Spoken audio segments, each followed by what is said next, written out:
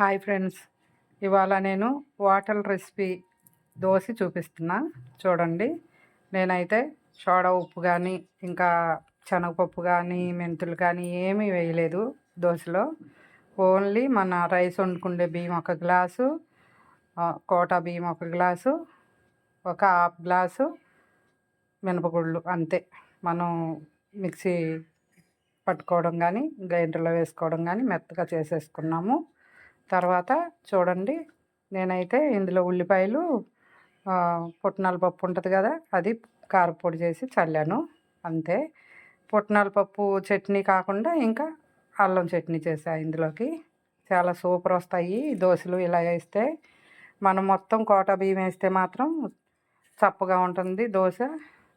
మనం ఎంతసేపు కాల్చినా కూడా ఈ కలర్ అనేది రాదు. అందుకని నేను 2 బియ్యం కలిపాను. అలా వేసుకోండి, చాలా బాగుంటుంది. ఓకేనా ఫ్రెండ్స్?